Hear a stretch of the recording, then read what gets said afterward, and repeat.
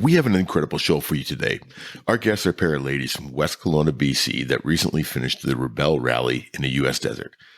The event is a very hard but empowering 8-day event for women only. In our interview today, our guests share their experiences, along with a lot of laughs. Their positivity and outlook on life was very inspiring to me. I'm confident you'll find the same. Are you into four-wheeling, camping, and exploring? How about off-road racing like mud bogs, short course wheel-to-wheel racing, or even desert races? Well, you've come to the right place. Welcome to the 4x4 Canada podcast. My name is Wes, and I've been four-wheeling since I was 6 weeks old. I have over 20 years experience in 4x4 shops, many more than that in the off-road racing, and a lifetime of exploring the backcountry across Canada. Every week we bring you a new guest where they give you their perspective on the industry. We discuss everything from four-wheeling, overlanding, every form of off-road racing across this great country, as well as we talk to Canadian manufacturers and 4x4 shops. Just a quick reminder that if you're looking for more episodes, you can find all of our episodes on 4x4canadapodcast.com or your favorite podcast sharing platform. You can find us on Facebook, Instagram, and YouTube at 4x4canadapodcast.com. Now let's get to the show. Our guest today recently finished the Rebelle Rally in Nevada. Imagine being out in the desert for 7 days with another person in your vehicle, no cell phone, no technology, just being told you need to find 20 plus checkpoints that day, only using a map and a compass. And then add in you have to arrive at checkpoints a specific time, and you get penalized for arriving too soon or too late. And then being told that you have to do the math for that by using a calculator, and then remembering you paid to do this. Lisa and Katrina, welcome to the 4x4 Canada podcast. Thank you for having us. Thank you. It's great to be here. So I'm going to mention some of your socials real quick so people can find out how to find more information about you. We'll put that information in the show notes. It's pawsativity144.ca, and that's PAWS as in paws of a dog, ITIVITY 144.ca, Pawsativity144 on Instagram, and Pawsativity on Facebook. First of all, I'm so excited to talk to you ladies. As I mentioned before, that you're the first female guest on the 4x4 Canada podcast. And one of the most common questions I get is, when are you going to have on some women guests? And we have a lot of female listeners, and it seriously is the number one question I have. So I think you're both the perfect people to be on as our first female guests. And I think your story is inspirational for both women and men. And I think the Rebelle Rally is an incredible event for empowering women. For those who do not know what the Rebelle Rally is, can you explain it to our listeners? Sure. The Rebelle Rally is a women's only 2,500 kilometer plus off-road rally. It's not a race for speed. So just say that right up front. The focus is actually on the navigation and accuracy of that. The event takes place from Lake Tahoe to the Imperial Sand Dunes over 10 days. The Rebelle twist is that there is no use of GPS or electronics. This includes GPS-based devices, and they are locked away for the 8 days of competition. Teams are comprised of the driver, in this case, Katrina, and the navigator, myself, Lisa, and our street legal vehicle, which happens to be a 2017 Jeep Wrangler Willys edition, 2 doors. Mm-hmm. Well, let's just go back a little bit. You said no cell phones for 8 days? Nothing. Wow. If you have GPS in your vehicle, they disable it. Yep. Your phone is locked away. A smartwatch is locked away. I actually went out and bought a $10 Justice League children's watch that looks like a smartwatch just so I could see the time in the middle of the night. And I had to prove that it does not do anything. It's a child's watch. Yeah. That's interesting. A lot of people we're always on our phones all day long, all the time. And I think for some people, it ended up being a bit of a struggle not to, even at the end of the day, not to be able to use their cell phones. So yeah, for some people, definitely. I know at least half of us probably don't turn on our phone until Saturday. We get our phones and everything out of our prohibited items. We get all those back at the finish line, and there's at least half of us that we just don't even turn them on until the next day. We just want that little bit more time to just be in the moment. I can understand that for sure, but it definitely is nice to, talk to your loved ones as soon as you can too as well, and let them know that you're still alive after 8 days together in the desert. Now, it's quite an interesting event in regards to you have to go out and find these checkpoints. And there's 3 different levels from my understanding of the checkpoints. And how you find those checkpoints is actually quite different and difficult as well. Maybe you can go through what those checkpoints, what the 3 different versions of the checkpoints are, and then how you're given that information to get to those checkpoints. So the 3 different checkpoints are greens, blues, and blacks. They're all worth different amounts of points. You must get your green checkpoints, and you have a certain amount of time to do it. So hence the timed rally part of it. So in the morning, your navigator, Lisa in this case, would be provided with the list of checkpoints that we had, which was, I think, up to 35 or 36. Yeah. And she would go into the tent and start plotting. So she's given latitude and longitude, or she's given heading and distance. And she would sit with the compass and she would map and scale maps. She would have to find those points on a map. So we would head out in the morning, and you could get your green checkpoint, and then any checkpoints in between those, those 2 green checkpoints, which have open and close times, you can get. So the blue ones, greens are marked with a huge green flag. So those are fairly easy to find. Blues have either a blue flag or a blue pole, but you do have to map those because they're not actually on the map. And then blacks aren't marked at all. So Lisa would plot those using the headings that she was given, or the lat and long. And then she would take another scale ruler and measure out the distance in kilometers. And as we came closer to it, she'd look at a topography map and identify something on the top map and be like, okay, I think it's here, or I think it's here. And she was amazing. There was a couple of times she would get in the Jeep and she was like, the Jeep is on the black mark. I'm like, then click it. Literally, it was the Jeep where she had me stop was exactly on that black checkpoint. That's great. I think a lot of us, and myself included, we've got our Gaias and we got our backwards map books, our digital versions, and we're constantly on those. And I'm so impressed with how it's done at this event, where you have to sit down and figure out exactly, like, say, you might have 2 or 3 maps going to get, to that point. And I think that we just rely on technology so much, and it almost comes, for lack of better terms, brainless to get to a location. And, whether it be, using Google Maps on the road, or whether it's, Gaia or whatever on the back roads, and just sitting down and doing the hard work is definitely impressive. Well, the other thing with the checkpoints are you can't necessarily follow another group of vehicles, because there's different sets of checkpoints for the different teams. Mm-hmm. And even as far as the blue checkpoints would go, you could find a blue checkpoint and be like, my math tells me we're another 300 meters. And if you clicked on the wrong one, you get what's called a wide miss, which is penalty. So we would the odd time be like, okay, we're out 150 meters. So we would keep going and be like, oh, there's ours hiding over there. So you couldn't necessarily pair up with another team if they didn't have the same checkpoints that you had. You'd wind up messing up for the entire day. And were you always in the vehicle, or would you have to get out to get to certain checkpoints? Oh, somebody climbed a lot of dunes. Yeah, in the dunes there was some, but I mean, when we get to the checkpoints, usually Katrina would pull over. I'm already working on the route to our next checkpoint. So she would go out, she would take our tracker, which is, it gives you, that's why you would get a wide miss if you click not on your spot, because you're getting at that point in time a lat and long.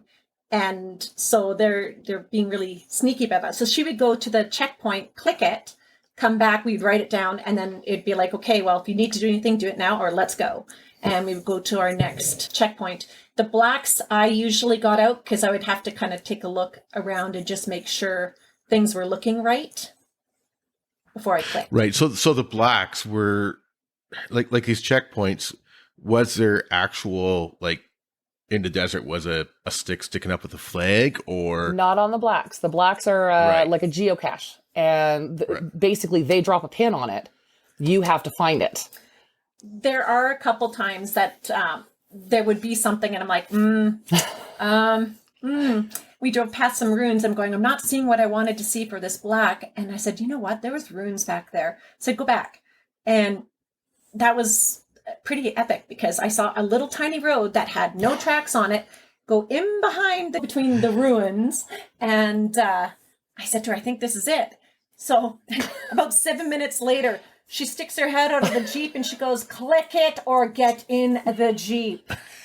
We've got to go. So I clicked it, and sure enough, that was the black. We got full points and what have you. So, but there was nothing there per se, other than I thought, maybe Em would want us to go in amongst these runes and actually look at them. Mm-hmm. And another one she got that was an absolute dead-on bullseye.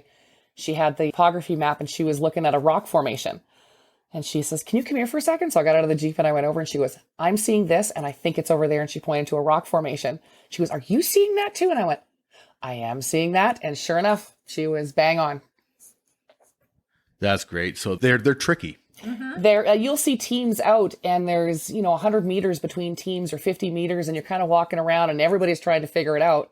So you'll have people with wide misses, or close to, or bullseyes, but you never know until you actually write the coordinates down and marry them up to what's on the paper. Yeah. And then, of course, so the bullseye, you're getting full points, and then your wide misses, you're getting less and less points. Wide miss is a penalty. If you get a wide miss, it means you're out of the geofence area. You will get a -10. And if you've checked your coordinates, especially on the blacks, the blues, you kind of know right away. You're like, oh, crap, wrong blue. So then if you have time, you go click the right blue. And if it's worth 10 points, then you basically get a 0 for that.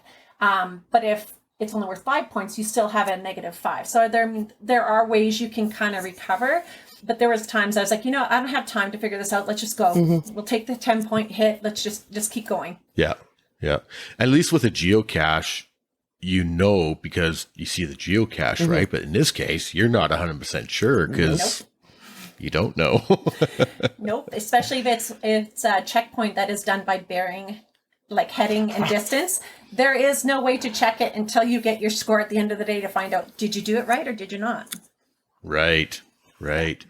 And one of the things that I did hear when I was doing some research on this is that it's done in kilometers, majority-wise, right? Yes. And whereas I believe in some they had like some mileage, but it was smaller numbers. Do you think that was an advantage for you guys? I do. I would say, it comes easier. Pardon me. Yeah. It's easier for us because that's what we deal with all the time, right? Whereas in the States, it's always in miles. So for them, it's a bit, they have to do that little bit extra math. The little extra math. And I mean, with our vehicles in Canada, they're automatically in kilometers, whereas some vehicles in the States, some have that you can change it and others don't. So, I would say, we do have an advantage. Yeah. I was listening to one lady and she's like, this kilometers, it's so easy. You just move a decimal point. She's like, why don't we use this in the States? Yep. It's like, the rest of the world agrees. Yes. Yeah. So let's hop back to every day's different, but what does your average days look like at the Rebelle Rally? Yeah. So cowbell. And then right after that, it's go into the main tent. If you're leaving. Okay, let's go back to this cowbell thing. Where this she-devil walks through camp with a cowbell at 5 o'clock in the morning. Yes, she does, but she does it very lovingly. It's not sitting there like ringing a triangle for dinner. It's like a little ding-a-ling-a. Okay. Ding-a-ling-a. And see, if it's me, I'd be the complete asshole going up beside each tent and just banging as hard as I could, but. And that's kind of how I kind of anticipated it, but do you have you guys set your alarm clocks to the cowbell now? No. To the ringtone? No. My hubby has a cowbell, and I looked at him and I said, "You will eat it if you ring it."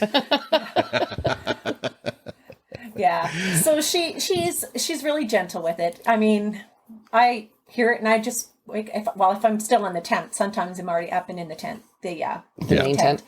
But it'll be like, good morning, Emily. And she's like, good morning. And she keeps walking. In her sing-song voice. Nice. Yeah. Now, let's actually talk about Emily for a second.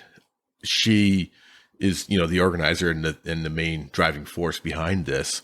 So Emily Miller has been a off-road racer for a long time. She worked with one of my heroes, Rod Hall, for a number of years, and she's been into media, and she has done a lot for women. I mean, let's talk about how this whole Rebelle Rally came about and why she felt it was so important. So Emily, in the industry of racing, when she was at the start of it, she was one of the few women that actually were involved in that world. And she saw a need for a competition that could empower women. She wanted to create an event that could test their skills and help grow them in their confidence. And because she honestly believes every woman is capable of a lot more than any of us ever thought. So she wanted to create an event where women could shine. And so that's what started it. She's had people ask her, why can't men? I mean, my husband says it all the time. He would love to do this. Why can't we do a Rebelle for men? You threatened to put him in a skirt, but yeah, that didn't work so well.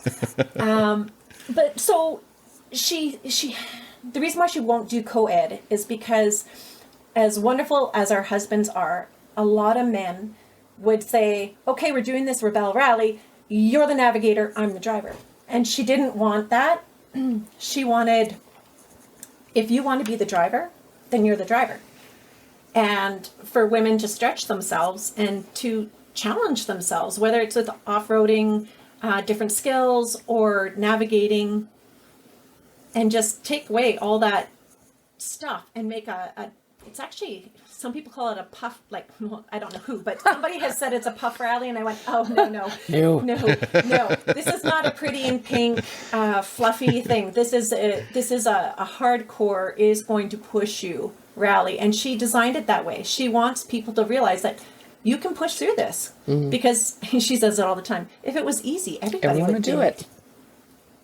It's true, 100%. It is not easy. I can't even begin to imagine. There's so much, whether it be, physical and the mental of it all, as well as driving or the navigating and trying to find out maps, and you're in the same vehicle with a person for 10 hours a day and stuff like that, right? So it's definitely not an easy thing. I think, she has done an incredible job. She's up there with, the Jesse Coombs and stuff like that, where these women, we're starting to see more and more of them rise up and become influential and helping women realize that they can do anything they want. 100%. And it's really, really neat to see that. So I know I'm bouncing around again, but let's go back to the beginning of the day after she does her cowbell and process through there. So then what we would do is then, for instance, say we were starting off the line right at 7 o'clock. We would get our checkpoints at 5 a.m. So the first 10 people off the line would get it the first 15 minutes. Then at 5:15, the next 10, and then, so you would have equal amount of time with your map and checkpoints to plot them. So it's approximately an hour and a half is what you have to plot 23 or 35 checkpoints.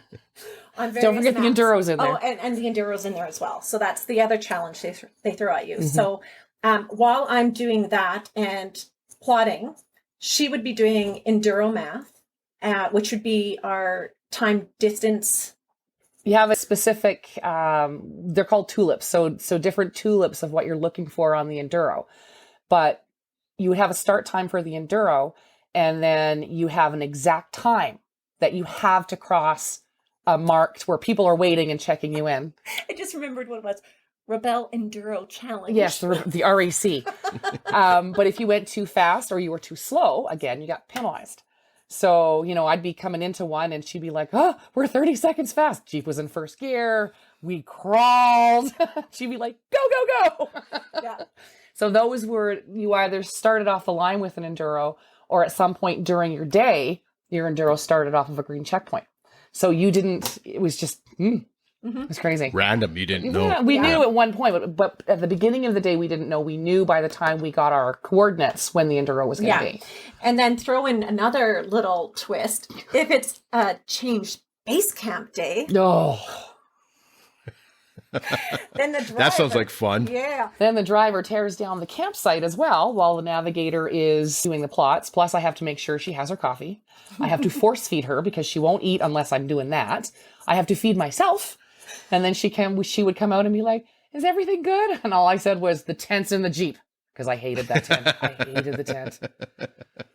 That's all that mattered. The tent's in the Jeep. Now they fed you guys Yeah. before and after. From my understanding, it's quite good meals and such like that, right? So you're fully fed when you decided to eat. Yes. Yes. Yeah. Breakfast and supper was provided, and both of us are celiac gluten-free, so they do make accommodations for that as well. If great. you are gluten-free or celiac, or you have allergies or preferences vegan, they do make sure that everybody is fed. Yeah. That's wonderful. Mm-hmm. That's really good to hear. Mm-hmm. So after you get your checkpoints and you're heading out, Lisa, I assume that you're pretty much head in the maps all day long. Yeah. Well, it's a bit of both.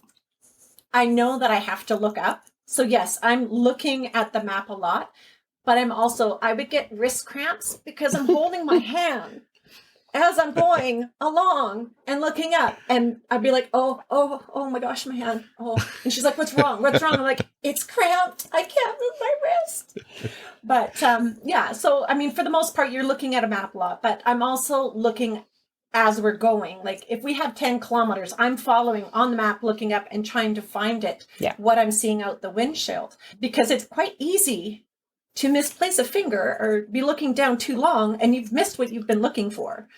Right. So it's kind of a fine balance between the two. That's why I would let her get out and get checkpoints with the tracker, because then I could sit there and really dig in and do a good measurement saying, we have 6 kilometers and that sort of a thing. And she would also do things like, in 3 kilometers, I'm going to be looking for a road from the left.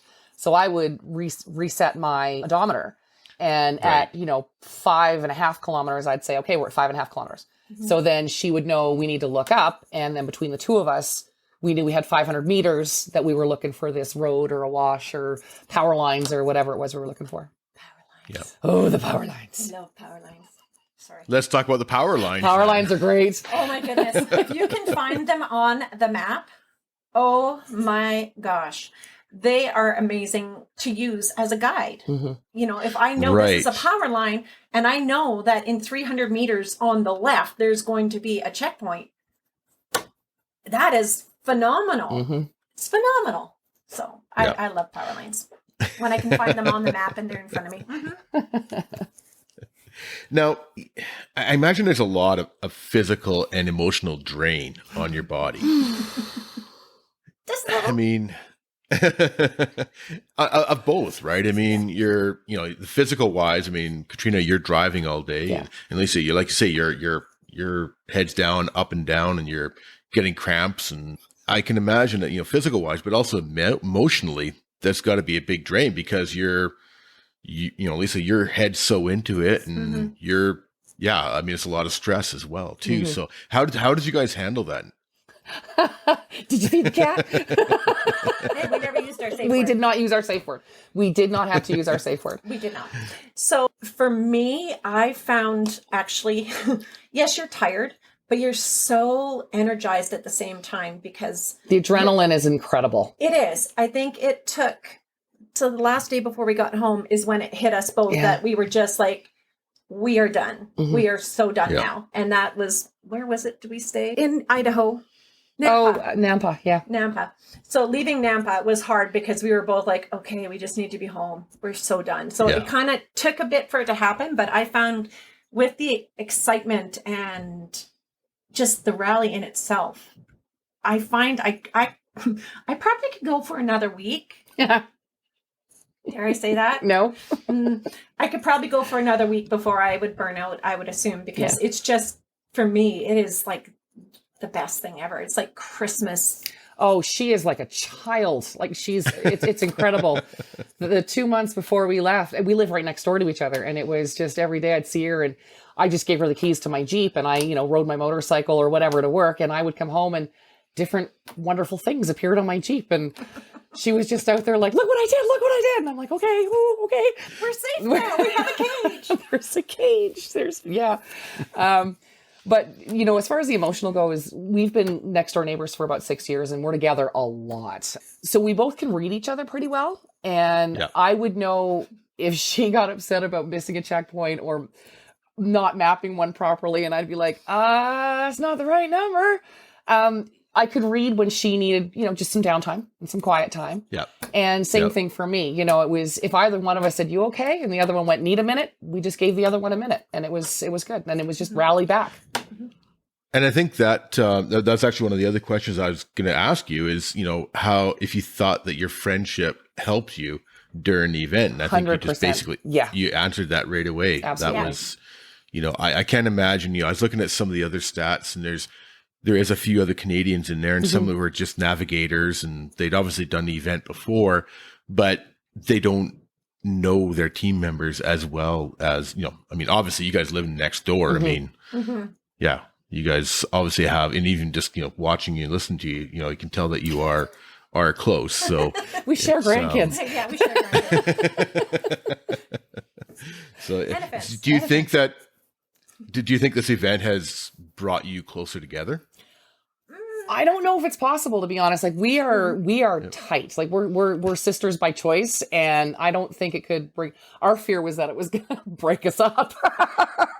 Yeah, I can understand that too. Yeah. I can understand that fear. Yeah, for sure. Yeah, So, they call it a pressure cooker. Oh, it is. And it is, but I mean, everybody warned me, being the rookie going in, for day 4. They call it day 4. Watch for day 4, because that's when crap hits the fan. Right. And when we finished on our last day, and I ran around going, "We didn't have a day 4." I was just over the moon. That's wonderful. Yeah. Now, Katrina, this was your first year, as mentioned. It was. And Lisa, I think this is your third. Yeah. Yeah, you did it in 2020, 21, Yeah. and now 22. Katrina, when Lisa talked about going again for her third year, was it a hard decision for you to make to join her this year? I'm the truth. I knew she was looking at the rally in 2019 was the first time I'd heard about it. And then I watched her in 2020. Basically the whole week she was gone, 2 weeks she was gone, I was here with her husband, and we would watch it online together and scream at the computer because, "Turn around, you're on it, stop." I knew I wanted to do it with her. I actually had originally planned on doing it with her in 2021. And then her partner in 2020 wanted to do it again in 21. So great and wonderful, but the foot went down. I'm doing it in 22. So she knew in 2020 that I was doing it in 2022. Yeah, that is great. And so, Lisa, how did you hear about the rally, and how did you first decide to become involved with it? So the first time I ever heard about the Rebelle was at actually BC Overland Rally. I had just purchased my Tacoma. Yes. And my husband and I went there to the event, and I saw that they had ladies only trainings. So I said, is it all right if I take the truck and do these courses? He says, "Oh yeah, sure, go ahead." Well, I met Emily. Emily Miller and Amy Hopkins and Kendra Miller.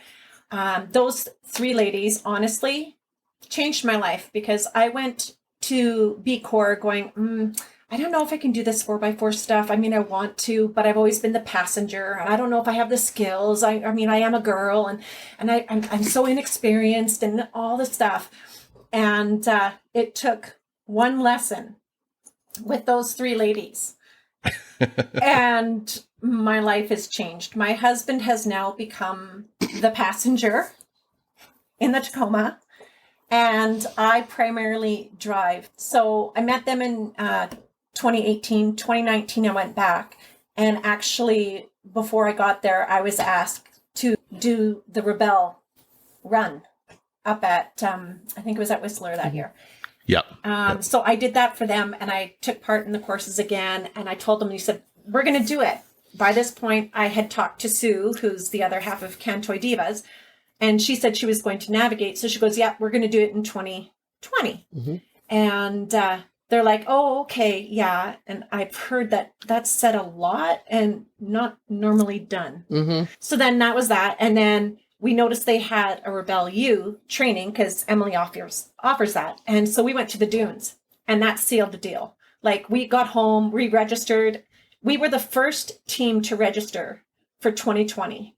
We Oh, wow. registered as it hit the website. We were registered, and I got a call going, how did you know? Well, we've been stalking the website for like 3 weeks. So that's kind of how all that started way back then. And picking a year of COVID, Oh, that just added a world of, like, I could talk for days on all the problems we've had. But so those first 2 years were really awesome because going in as a rookie team and placing second to last. Humbling. Very, very humbling. Knowing when I got home, I was navigating for her. I was like, I need to step up my game. And having knowledge of maps and navigating is essential. So whether you're the driver or the navigator, it's like, I'm sorry, you need to know both. So that's how I prepped. I started from that point. I think we got home in October. By the time I was out of quarantine, I was already working before December of 2020 towards 2021. Yeah. And it's kept on through to now. And I made her do the same. I still remember walking into her house the one morning because I was doing the enduro math, and I thought that's what I was going to be doing, was driving an enduro math. Yeah. And I walked in the one morning and there's maps on my table, and I'm like, looked at her, looked at the maps, looked at her. I'm like, what is that? She goes, today you're learning how to navigate and plot. And I'm like, that wasn't part of the deal. She goes, it is now. You're the driver, right? Well, I can navigate now, and I can map, and I can do reverse plots and read a compass, and yeah.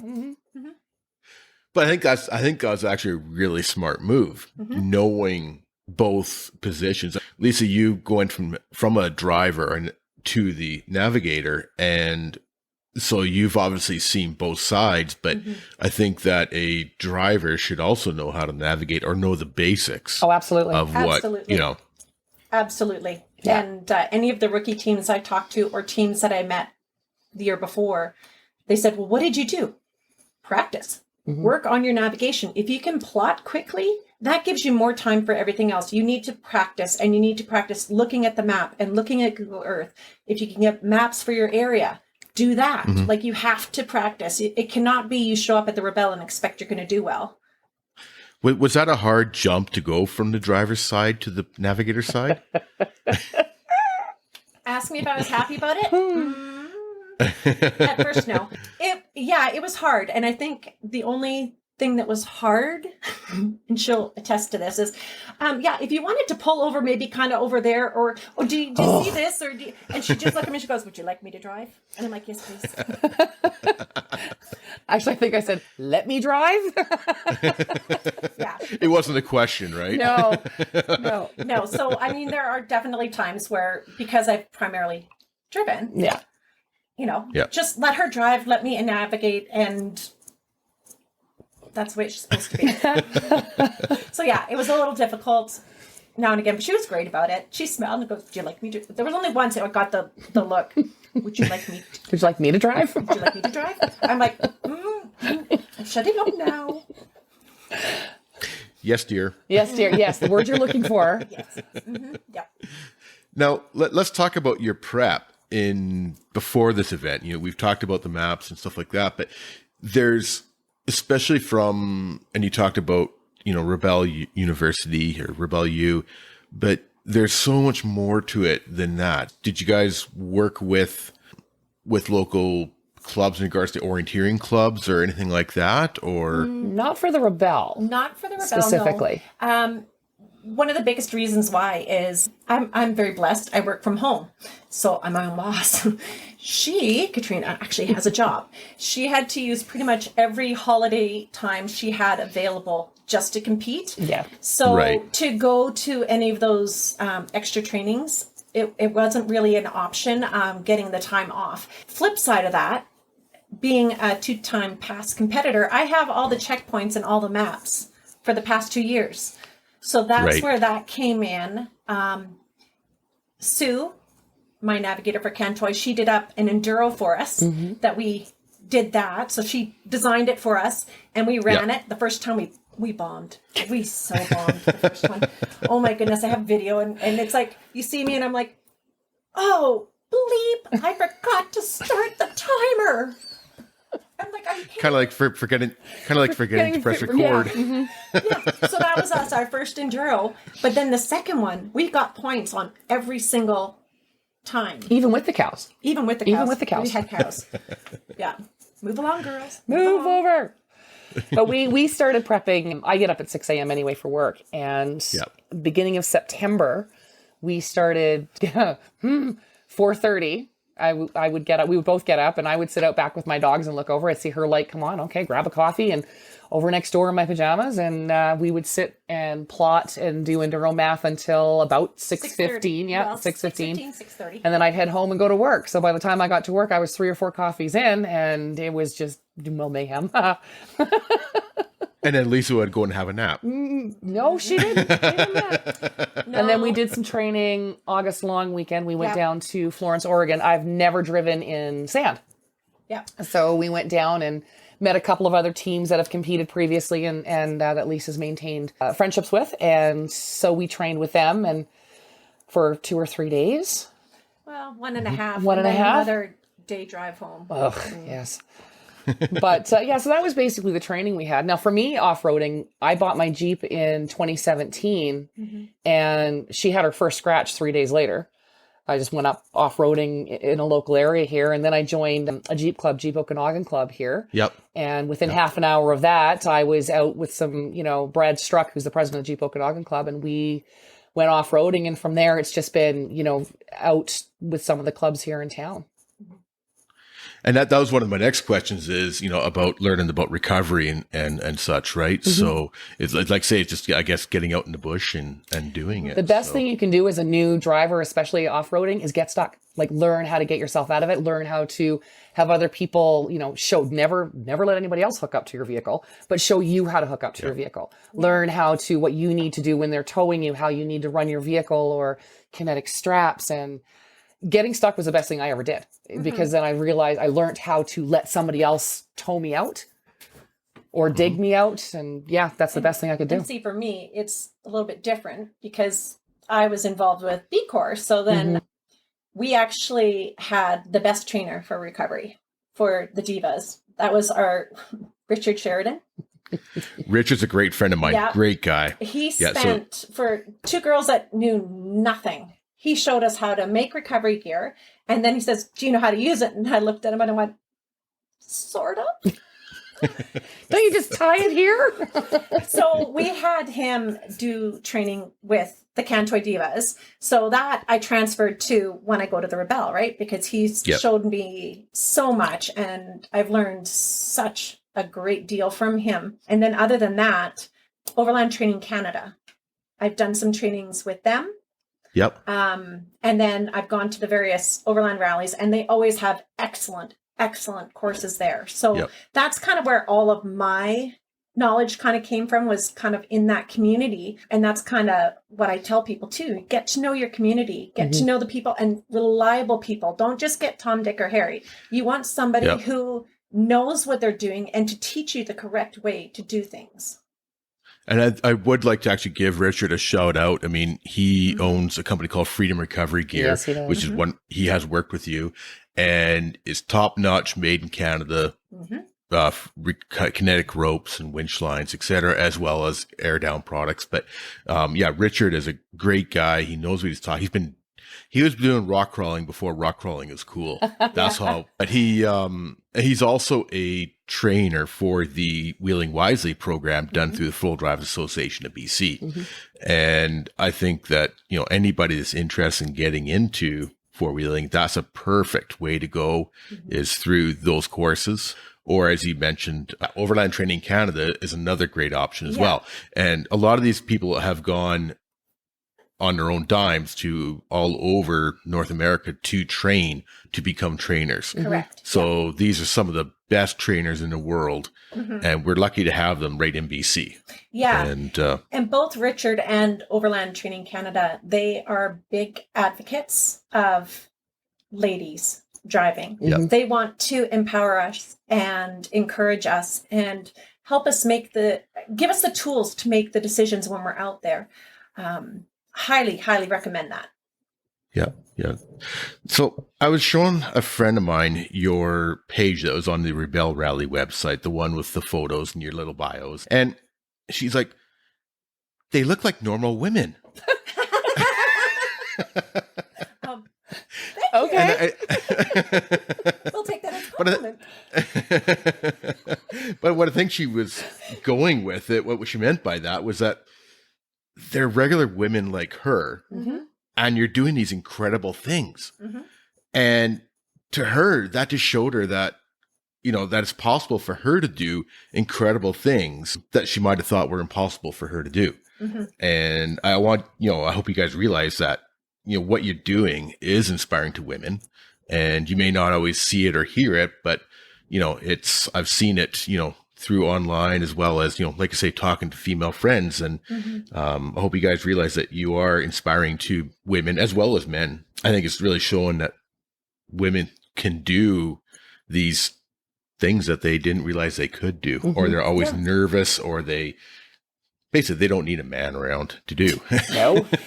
And the big thing too is that with the rally, we ran the Jeep bone stock. Oh, yeah. It doesn't have lifts. It doesn't have skids. It doesn't have all these bells and whistles. I mean, you can buy a Rubicon that is bone stock, that is way different than what her vehicle was. And same with a lot of the other vehicles. These vehicles that are going there, it's not that we have these hugely built up rigs. A lot of them are just stock. Yeah, and there's actually a couple of different classes. There's your 4x4 class, but there's also the crossover class where people are running Subarus and even lower vehicles than a Jeep or a Tacoma. So my next question is sort of a two-part question. First off, what advice would you give to women that are new to the 4x4 and adventure scene? Perhaps they're a little timid or not sure they have it in them to go out and do this exploring, or they're not sure what to do and where to learn and how to even start. For me, it was, I got my Jeep and I just kind of took it off road onto forestry service roads. And then I started going, I wonder where that goes. I wonder where that goes. And as I said, I got involved with a local club here, and I was blessed because I know there are a few clubs that are basically send it. And that's all they do is just send it. The club I got involved with off the hop, thankfully, wasn't like that. So I went out with people who were supportive and encouraging and knew what they were doing, pushed me a little bit to come out of my comfort zone as much as I could, but never too far. And so I think for somebody just starting out, I mean, believe in yourself. Just try to step out of your comfort zone bit by bit and trust your vehicle. Like, it's incredible. The only thing that held my Jeep back on this was me. Like, it blew my mind what that little Jeep could do.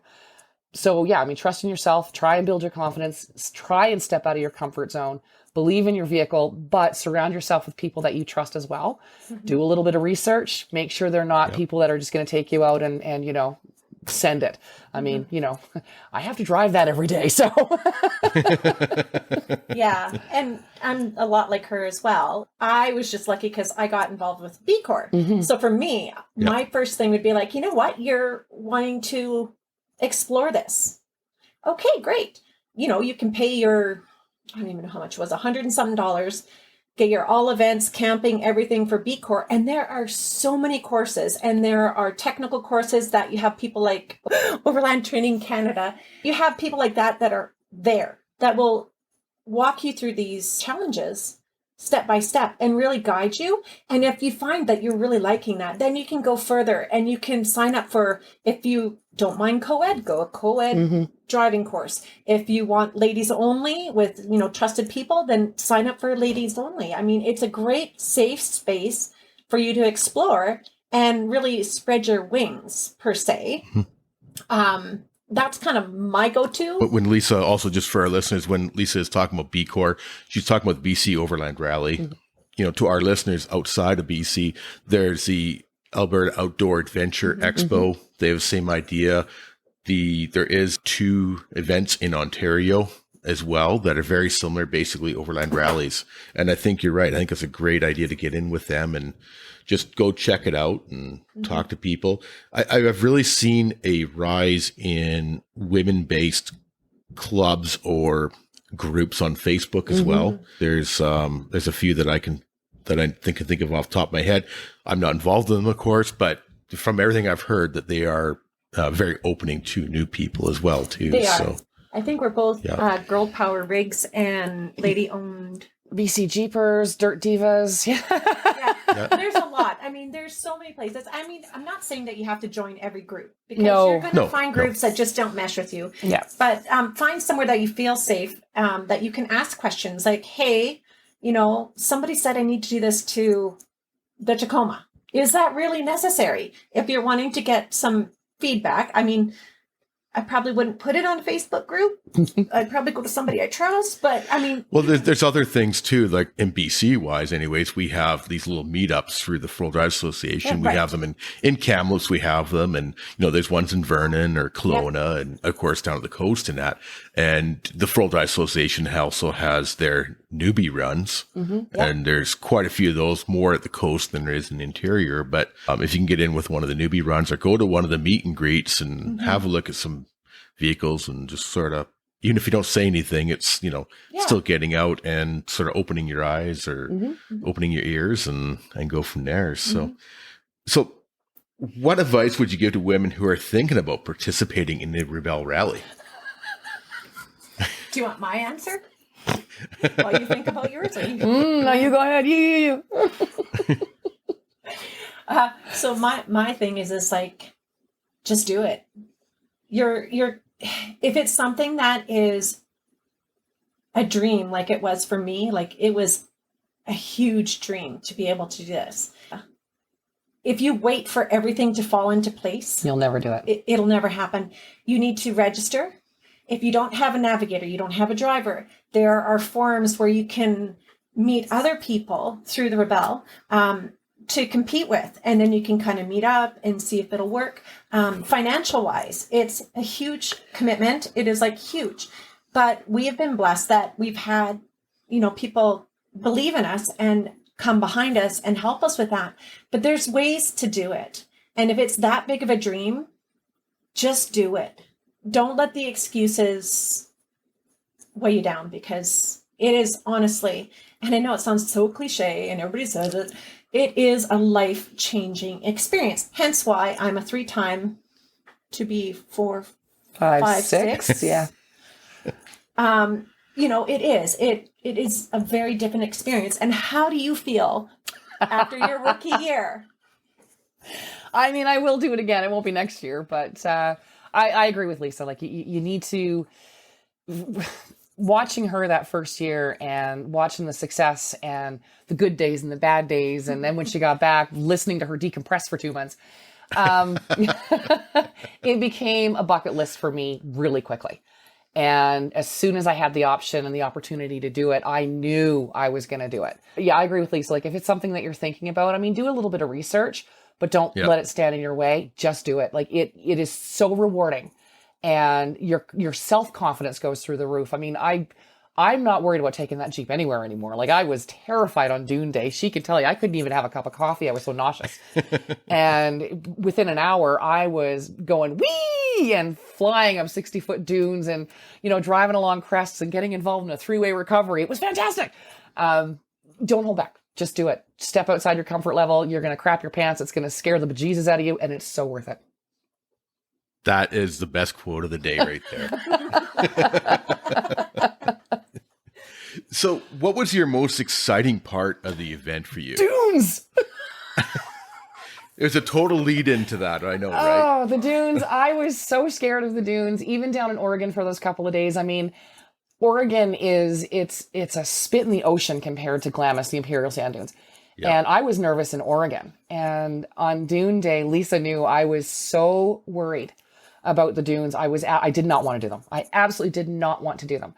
And on dune day, you can pair up with a maximum of 2 other teams. So we paired up with Fast and Curious. Fast and Curious, and I don't even know the team name. I know their vehicle. Their vehicle was a 2014 G-Wagon. G-Wagon, Mercedes G-Wagon. And it's Alliance Automotive on the side. Yeah. I can't. Big black vehicle. Anyway, I was really nervous about it. And Lisa had said, I'm going to encourage you, but I'm not going to make you do anything you don't want to do. So my thought was, we are just going to stay straight because I do not want to do those dunes. And pairing up with Fast and Curious, Chris Vockler is the driver, and she is in a fairly built up rig. And she was one of the ladies that joined us in Oregon, and she goes. She's just like, we're going to do this. This is what we're going to do. And I said to Lisa, what am I going to do if Chris tries to take me somewhere I don't want to go? And she said, Chris isn't going to do that. And Chris heard this as she walked by, and she goes, I will drag you up there. And I panicked. So we get out into the dunes, and I was really, really nervous. And within there was a lot of F. Oh, there was, there were a lot of 4-letter words going. Mm-hmm. And within an hour, I looked over at Lisa, and she was looking at her map. And I said, you're not even watching me anymore. She said, I don't have to. You've got this. And I went, okay. And then went up a couple of other dunes, and I realized Chris wasn't waiting anymore to make sure I was okay. I said, well, why isn't Chris waiting? And she goes, that's a pat on the back. That's Chris saying, you got this. And from there it was amazing. It was the most amazing experience of my life. Mm-hmm. It was mind-boggling. Yeah. And she says, are you mad we didn't get those last blue checkpoints? And I started to cry, and she looks at me, she goes, why? What? Are you that mad? I'm like, I am so friggin' proud of you. You have no idea. To go from absolute sheer terror to mm-hmm. was amazing. It was incredible. It was amazing to watch.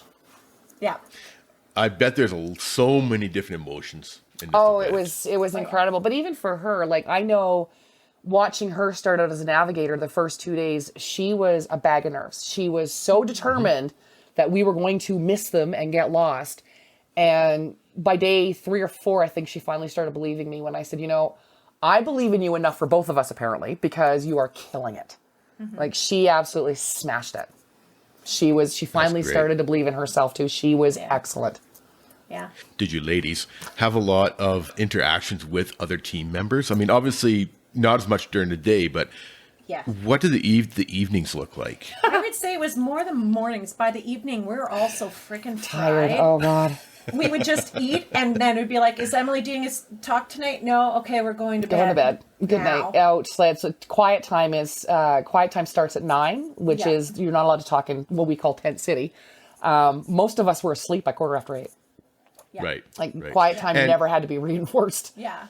So everybody was in tents for those full 8 days. Oh, yeah. Like there's ground tents, you betcha.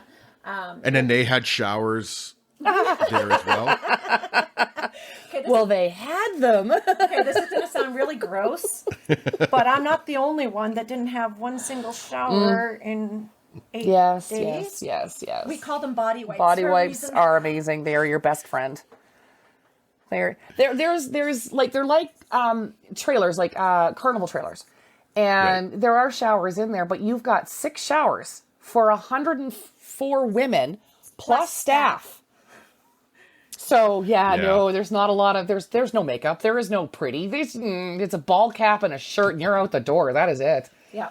Some of us get cleaned up and dressed in the next day's clothes. That's my routine. I would go I'd go to the bedroom, and I'd be like, peel off the clothes, do, the sponge bath with the wipes, put on my clothes for the next morning. So all I had to do is, when that cowbell went, was literally put my boots on, grab my backpack, grab my map board, and get inside. Mm-hmm. Because I'm like, I do not have time to waste. There were nights where our shoes smelled so bad in the tent, we would actually hang scented body wipes because with our tent, it's a rope, so it collapses on itself. So the rope goes from one end to the other. It wasn't done for privacy. It was done for odor control of the shoes. Because there are scorpions and other critters. You don't want to can't leave them it outside. Right. I'm going to ask you about one thing that I was just came across just before you guys came on board. From my understanding, you had a special passenger along with you. Yes, we did. Yeah, we did. Would you care to fill our listeners in on that? Do you have it with you? Her name was Captain Jamie Bennett. She was a member of the forces in the United States, and I think it was 2015, she took her own life, PTSD. So we were contacted by Mike Schaefer, whose wife also competes, and they asked if we would be willing to carry her with us during the journey. So there were 3 teams that carried a female member who had fallen to PTSD. So the 2 other ones actually had a story about them on the back, and ours didn't. And when they were asking who we wanted to carry, I chose her. I'm an ex-RCMP officer, and I retired from PTSD. And I was like, Right. I don't need to know the why. Just the fact that she lost her battle was enough for me. Mhm. So Yeah. she was with us the entire drive. We got photos at the end of the rally Yeah. with her. She was on my map board every the entire single day. She never left the map board. That is great. I did see a video of that on your Instagram, I believe it was, or your Facebook page, and it was an emotional one, I have It to was. say. It And kind of blindsided me. I didn't. Yeah, mean to you weren't cry. expecting that. I didn't actually think I was going to cry, so I kind of fell apart, and she picked up the pieces. yeah, it is an emotional thing, and I definitely thank you guys for bringing her on board with you. It was our honestly- pleasure. It was our pleasure. Absolutely. Let's hop over to your name, Yeah. Pawsativity, Aha. with the spelling of paws of PAW. What's the scoop with that? So our charity of choice, our any winnings that we won, which we did with the International Cup, got donated to our charity of choice. We're both avid dog people. As they show me their tattoos. yeah. And, yes. Yep. So she's had some rescue dogs. Her daughter's had rescue dogs. I've got a rescue pit bull. Pawsativity came out for Paws It Forward, which is a charity organization in the Okanagan that does rescues. So they're a nonprofit group, and we said we were going to do Paws It Forward, and Pawsativity just kind of fell into place. Mm-hmm. Now, that said, with the paws, of course, that represents Paws It Forward, but we kept getting told that we were the most positive ones on the rally, so that the name was fitting. Yeah. So the T-shirt that Lisa, well, I can't really see mine. Yeah. So this is my dog Colby, and that's her Jack Russell Sable, and my little Pomeranian up top, Gracie Lou Freebush. I'll throw a link to the Paws It Forward in the Please. show Perfect. notes as Thank well. you. So Yeah. now let's roll back a little bit. You said your winnings for winning the international. Yes. It was a sweet moment. It was a sweet moment.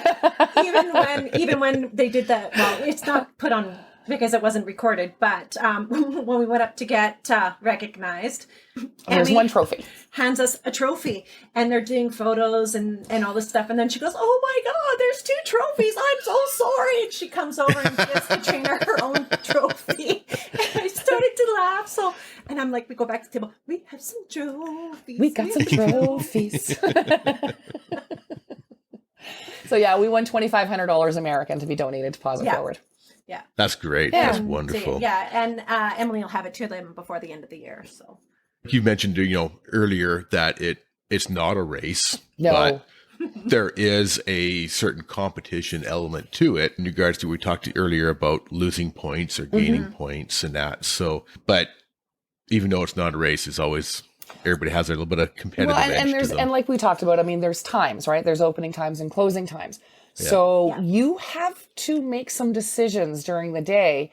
You can try and get every checkpoint, and you may wind up losing that closing on a green, which is a lot of points. So we did one day where we were doing a Duro created by the wonderful Jimmy Lewis. oh, it was amazing. And we got partway through it. We got held up a couple of times helping other drivers.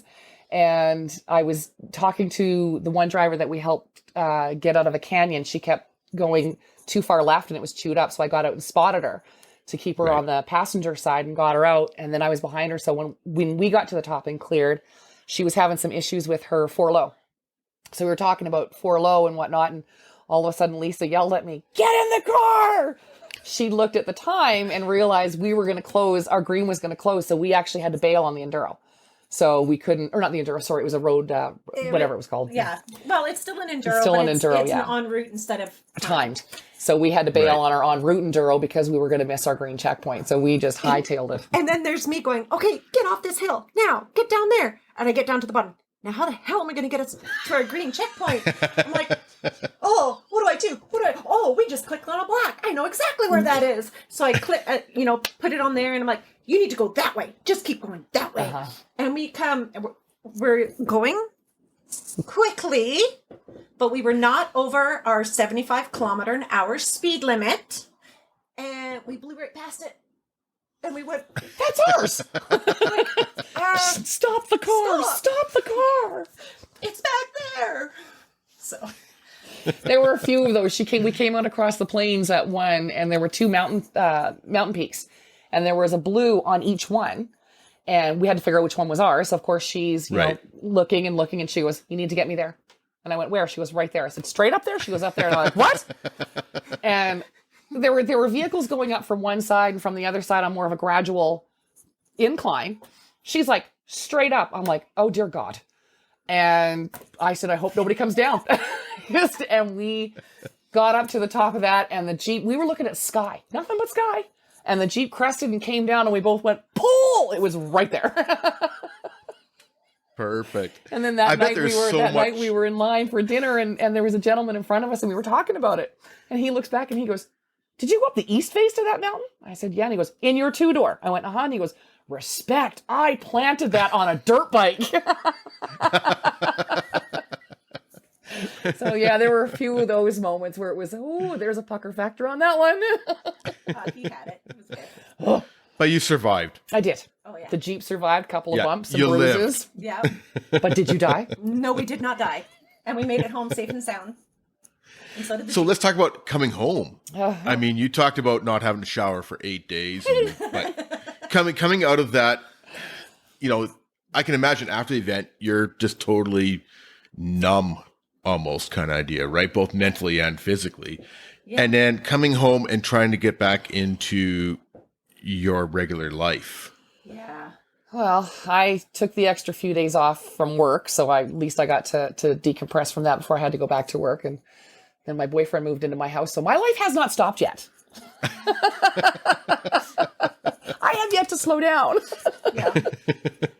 Yeah, for me, little bit, they call it the Rebelle Blues. Mm-hmm, mm-hmm. And I'm sure now that the move is done, it's going to it'll probably hit me. But it's great because when you meet these women that are essentially your competitors, you can just form a bond.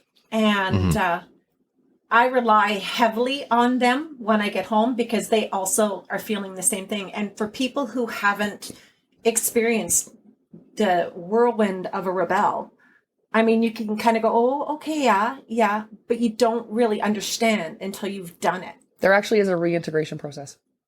Yeah. I was wondering about that. I mean, you're into something that's so intense, you know, for a week or, 10 days pretty much by the time you get your intros and stuff like that. So you're into something that's so intense mentally and physically that it's got to be taking adjustment to get back into it. So. Well, to actually get up in the morning and not, just run is like where you can actually go, oh, wait a minute. I don't actually have to take down a tent or feed you. It's great. Have you wandered over next door to feed her one morning yet or not? Not yet. No. We've wandered next door to have drinks though. We may have or may not have had some champagne and yes, wine. we did. One night we had dinner and decided it was just the four of us. So no grandkids, no kids. And we did dinner and had some champagne and wine. And then we watched, what was it that we watched? We watched the finish line. Yeah. And I bawled again. Yep. Yeah. And we watched some of the prologue and our interviews. And our interviews, yeah. Because we hadn't seen them. Yeah. Right. We decided not to watch them until we had time for us to do it together. Yeah. Now, who was handling your social media when this was happening? Because I was following along. That was my husband. Yeah. Right. Yeah. Well, he did a good job. I mean, it was, as much as he could because there's not, like, you're only relying on photos and that from the official photographers and that, right? Yeah, so, exactly. So he has no contact with us. Anything he writes has, like, we have no idea. I had no idea.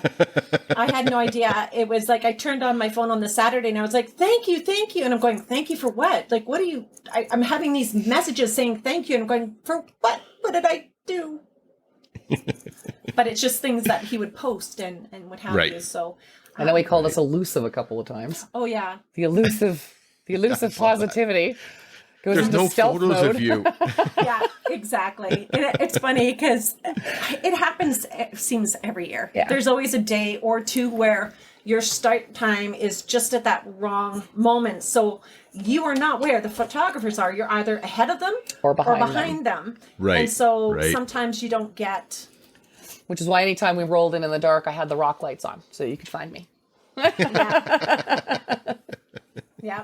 So you obviously had a lot of support leading up to the events. Let's, I mean, family was a big Yes, part very of that. much You know, so. you mentioned how your husband and your boyfriend and that they're, you know, they've, you know, I'm assuming that they've been there for emotional support, and Oh yeah. they've probably been your rocks kind of idea. But Mm-hmm. let's give a shout out to some of your sponsors. Sure. So this year we were blessed to have Four Wheel Drive Association of BC. They came on board again this year, which was fantastic. They've been huge supporters of women in any 4x4 capacity. So that's awesome. CBT Tents, Bobby, he supported us again this year. He donated a tent for us to auction off. Richard, Freedom Recovery Gear, Yep.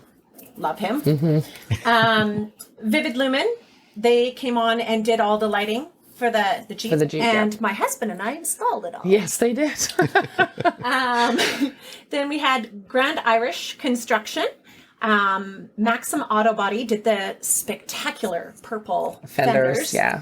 And then we had some personal friends that came on board. Stacy and Darren Travato, BC Jeeper, who is also Cal Holland, Lloyd and Simone Wiles, and Nancy and Mark Bryant. So we've had, and I mean, other than this, there was people that supported us in different ways. They came to our pub night.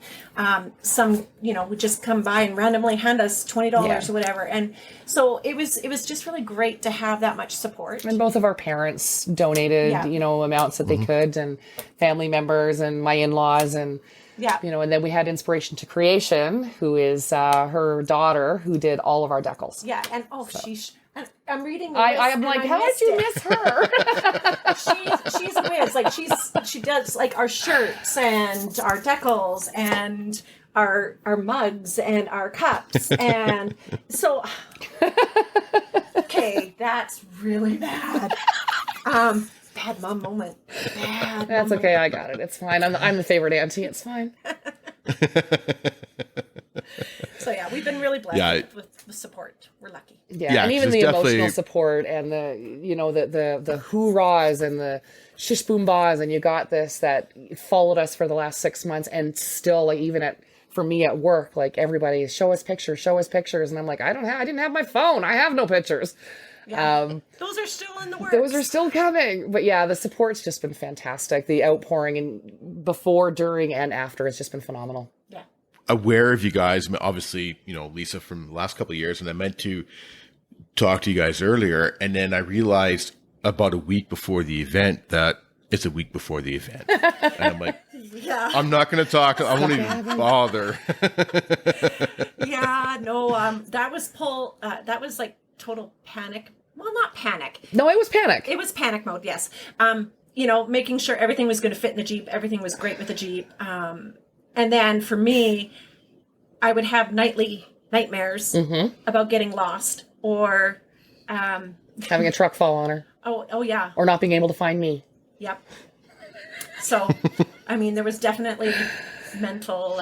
Well, our the only big hiccup that we had, and thankfully we said, hopefully this is the only hiccup that we have, and it was, we pulled out at 6 a.m. on Monday morning to go to the Rebelle, and Sunday evening we were doing the final, you know, fitting everything in, and you know, doing the Tetris thing in the back of the Jeep to make sure everything fit and didn't fall out when we opened up the gate. And Doug, actually, her husband, said, "Where's the wheel lock?" Because I have one of those, the locking nuts. So I had a bunch of work done on my Jeep, and it neglected to make it back into my Jeep. So we were like, oh my God, what are we going to do? So we wound up going down to, our first stop was Vancouver, Washington, because we were meeting up with a couple of other Rebelles to convoy to Lake Tahoe. Made some phone calls, and the Jeep dealer in Carson City, we thought, would have this part. So we get to Carson City and go in, and he's like, yeah, these are like, you know, they're pretty much individual. So no, that didn't work. That didn't work. And so we're like, what the heck are we going to do? Do we risk it that we're not going to get a flat tire?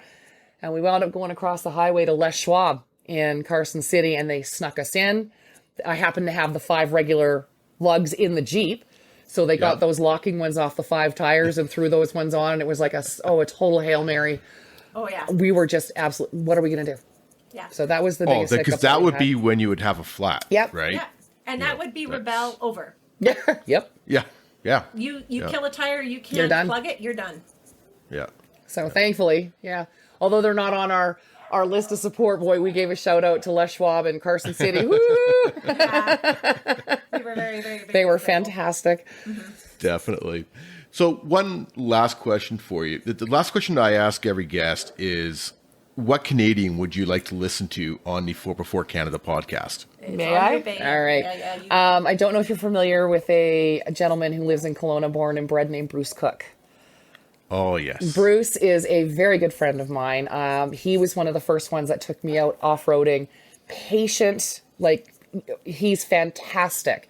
And of course, with what he went through in 2014 with the Nitro Circus, breaking his back, becoming a paraplegic, and since then coming back and doing those flips. Don't know if you got to see him on America's Got Talent. I did. Yeah, I would love, Bruce is an inspiration to everybody. And I think he would be an absolutely wonderful person to have on your show. I agree. And, I've seen some videos with him out with Sean from Story Till Now, and they're out been wheeling, and, he's sending it hard. He's jumping. He's got jumps at his track. At his house. Yeah. Yep. And he's out there jumping it harder than most people, able-bodied people are, right? Yeah. And he's a huge inspiration. He is fantastic. Yeah. And he's just got a heart of gold. I mean, Exactly. he's just warm and engaging and encouraging and supportive. He's just fantastic. Yeah, I agree. I'd love to sit down and talk with him. And yeah, I think he'd be an excellent guest for sure. So I really want to thank once again, it's Liza and Katrina from Pawsativity. And you can reach you out at pawsativity144.ca, which is, of course, PAW in spelling, and Pawsativity144 on Instagram, and Pawsativity on Facebook. I want to say once again that you ladies are, honestly, I think you guys are a true inspiration. Thank you. And I think a lot of women are going to listen to the podcast and feel the same. So the few women I have talked to, I mentioned that you're coming on board. They were so excited to be able to listen to you guys and your stories, and the fact that, you are regular women or normal women doing these incredible things. And, I think it's, you definitely show that regular people can do credible things. Absolutely. Trust in yourself, step a little bit outside of your comfort zone, and if you want it, go for it. Yeah, follow your dreams. Whatever that dream is, follow 100%. it.